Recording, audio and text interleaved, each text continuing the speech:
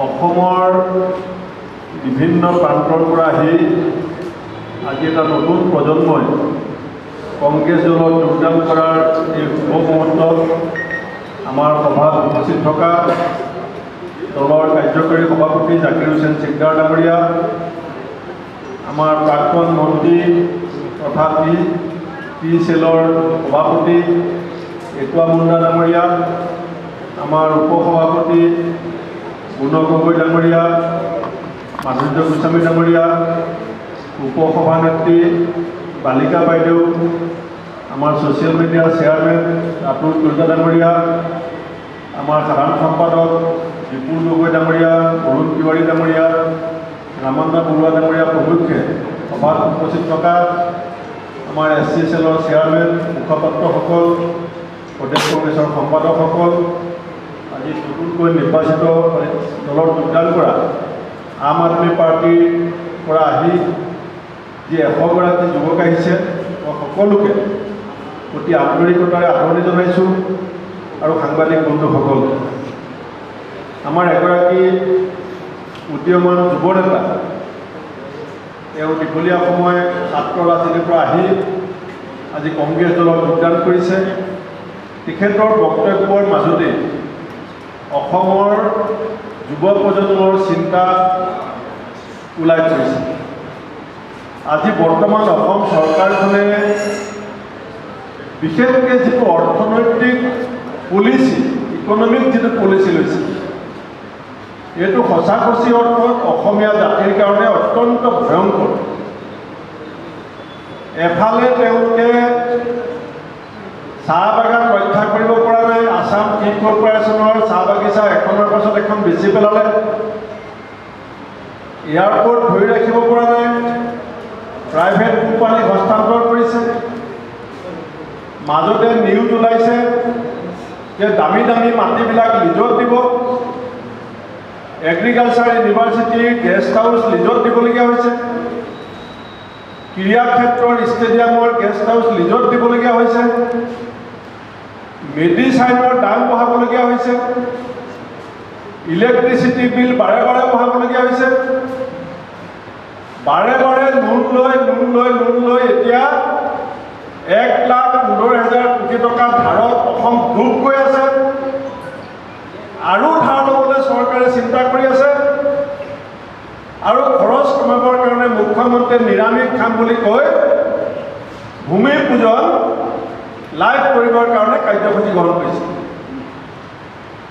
এফালে কয় চৰকাৰ চলিব নোৱাৰে, ধাৰ লাগে, এফালে কয় চৰকাৰ চলিব নোৱাৰে, দামী মাটি লিজত দিব লাগিব,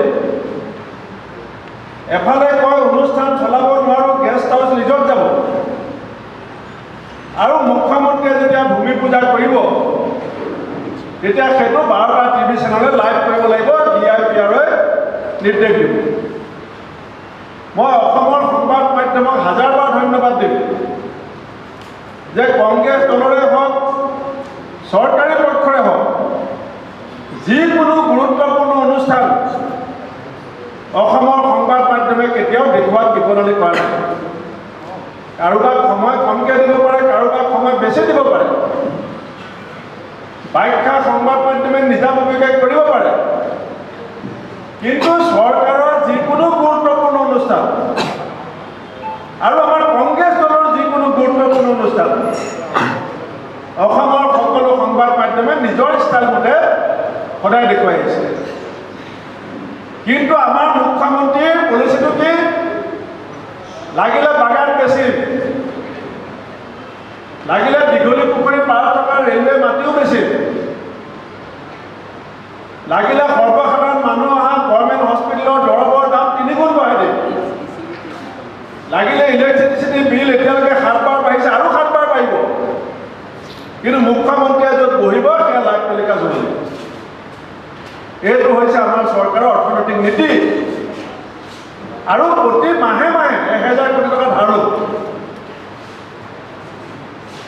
আজি সেইকাৰণে এই যুৱকগৰাকীয়ে ক'লে যে হয় বিজেপি শেষ কৰিব লাগিব, নহ'লে অসম শেষ কৰিব লাগিব। এতিয়া ইস্পাৰ আৰু উস্পাৰ, হয় বিজেপি শেষ কৰিব লাগিব,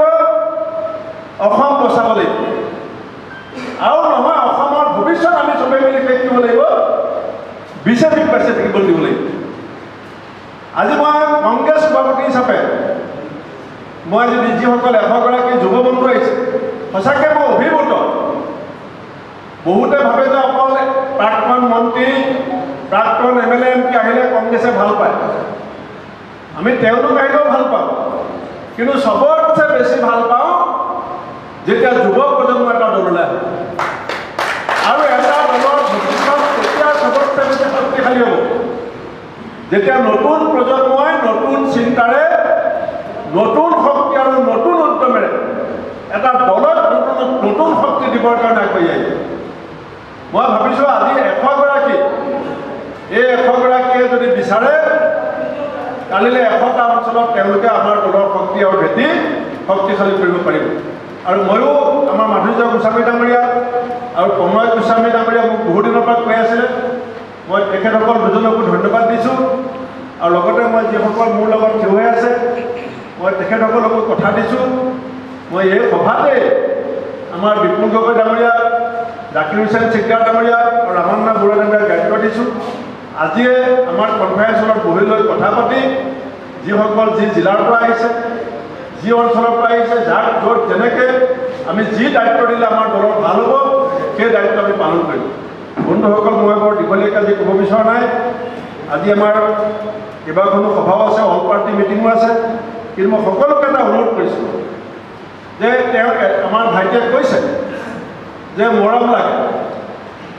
আগতে আমাৰ এখন মই ক'ত পাইছিলোঁ পাহৰিছোঁ যে মৰম দিলে মৰম পায়, আৰু আপোনাৰ ব্যৱহাৰ আপোনাৰ পৰিচয়। এখন নতুন সমাজত আমি খাপ খাবলৈ কাৰণে আমিও চেষ্টা কৰিব লাগিব, আৰু নতুনকৈ অহাসকলৰ লগত ভাল সম্পৰ্ক কৰিবৰ কাৰণে আমি যিসকল ইয়াৰ ছিনিয়ৰ আছোঁ আমিও চেষ্টা কৰিব লাগিব। আৰু আজিলৈকে মই 3 বছৰ কাৰ্যকাল পাৰ হৈছে, এতিয়ালৈকে কোনো মানুহে কোনোবাই কিবা ঠিকা বিচাৰি বিজেপিলৈ যাব পাৰে, কোনোবাই ৰাজনৈতিক সুৰক্ষা বিচাৰি বিজেপিলৈ যাব পাৰে, কিন্তু যিমানকেইজন মানুহ ইয়াৰ পৰা গৈছে কোনেও কিন্তু এই কথাটো কোৱা নাই যে ৰাজীৱ ভৱনত আমি কাম কৰা সুযোগ নাপালোঁ বা যোগ্য সন্মান নাপালোঁ। এনেকুৱা অভিযোগ দি পেলাই কিন্তু কোনো মানুহ যাবলগীয়া হোৱা নাই। সেইকাৰণে বন্ধুসকল, আপোনালোকে চিন্তা নকৰিব।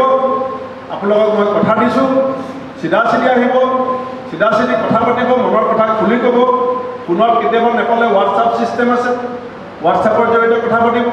মই নিজে ব্যক্তিগতভাৱে হোৱাটছআপৰ মেছেজ বেছি ভাল পাওঁ ফোনতকৈ, কাৰণ ফোনত বহুত দেৰি পাতিবলগীয়া হয়। হোৱাটছআপ মেছেজ লিখিলে স্পেচিফিক আমি সকলোকে লগত লৈ কংগ্ৰেছ দলৰ স্বাৰ্থত নহয়, কোনো ব্যক্তিৰ স্বাৰ্থত নহয়, আমাৰ ৰাজ্যখনৰ স্বাৰ্থত, ৰাজ্যখনৰ সৰ্বসাধাৰণ খাতি খোৱা মানুহখিনিৰ স্বাৰ্থত, সংস্থাপনৰ কাৰণে মূৰে কপালে হাত দি বহি থকা প্ৰজন্মৰ স্বাৰ্থত আমি এক শক্তিশালী মহাসংগ্ৰাম আমি 2026ৰ কাৰণে সাজু হোৱাৰ সময়ত আপোনালোকক পাই পেলাই সঁচাকৈ আমি সাহস পাইছোঁ, আমি প্ৰেৰণা পাইছোঁ, আৰু আপোনালোকৰ লগত হাতত হাত ধৰি আমি একেলগে কাম কৰিম। এইখিনিকে কৈ পুনৰ আদৰণি জনাই মোৰ বক্তব্য সামৰিছোঁ। বন্দে মাতৰম, জয় অসম।